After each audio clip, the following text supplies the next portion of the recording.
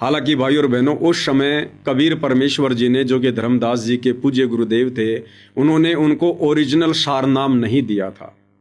उस समय किसी को देना ही नहीं था। ये डिक्लेयर परमात्मा ने वर्तमान में करना था, कलयुग की पिछली पीढ़ी में।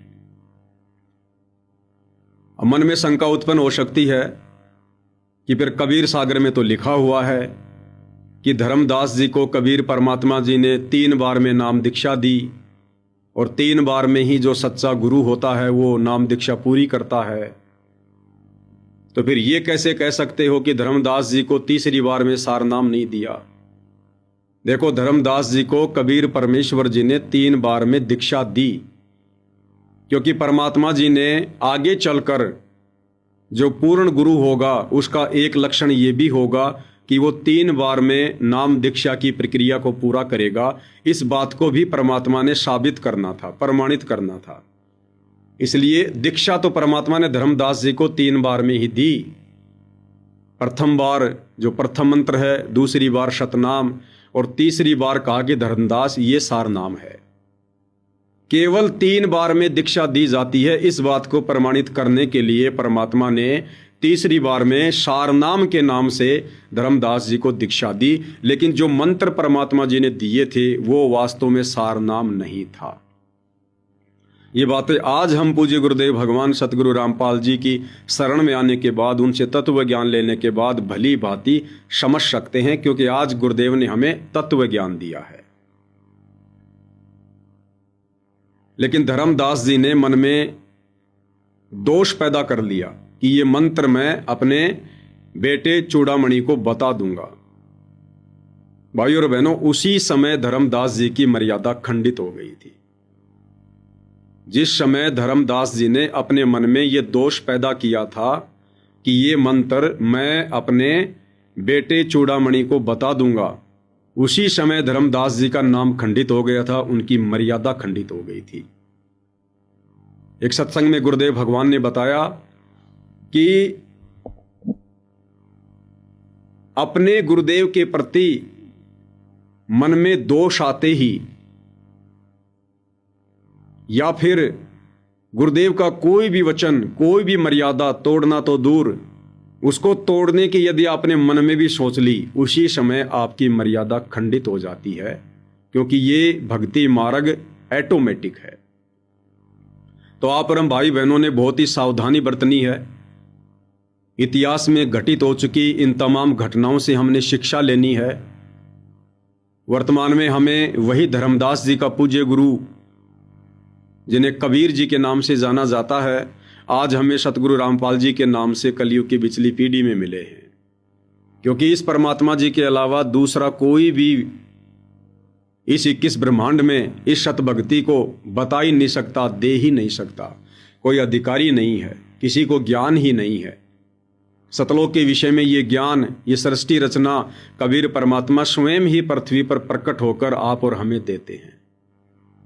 तो वर्तमान में हम जितने भी भगत भाई बहन हैं, आप और हमें गुरुदेव भगवान ने जो जो मर्यादाएं बताई हैं, प्रथम नाम दीक्षा के समय 21 नियम, हालांकि फोरम में 11 नियम है, लेकिन ज्ञान गंगा पुस्तक में 21 नियम है। शतनाम के समय 34 नियम, और उसके बाद हम जैसे जैसे सत्संग सुनते जाएंगे, नित नए नए नियम इस भक्ति मार्ग पर लागू होते जाएंगे।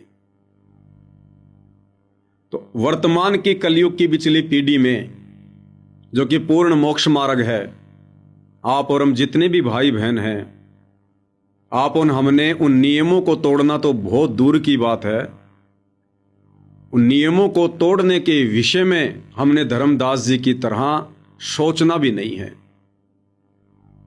अन्यथा हमारी तुरंत मर्यादा खंडित होगी, तुरंत। परमात्मा कहते हैं, काल कसाई तक तक मारे पग पग पे यो बाणा। ये काल तरह तरह की सूक्ष्म चाल चलेगा। इसीलिए गुरुदेव ने कहा कि बच्चों, इस ज्ञान को आधार बनाओ,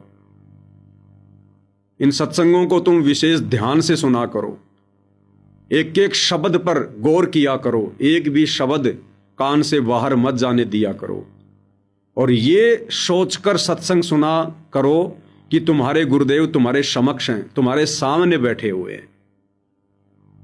इतना डर हो, इतना भय हो, इतनी सावधानी रखकर हमने ये सत्संग सुनने चाहिए।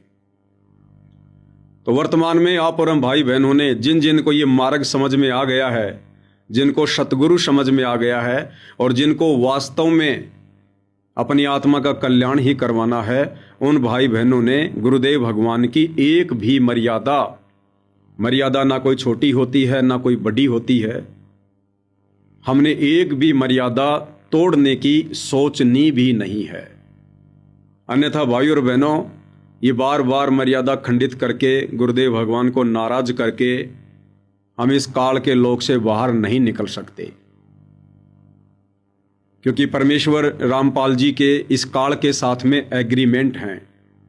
ये परमात्मा जबरदस्ती नहीं करेगा, इसीलिए गुरुदेव ने हमें ये मूल ज्ञान दिया है, सार ज्ञान दिया है, तत्व ज्ञान दिया है।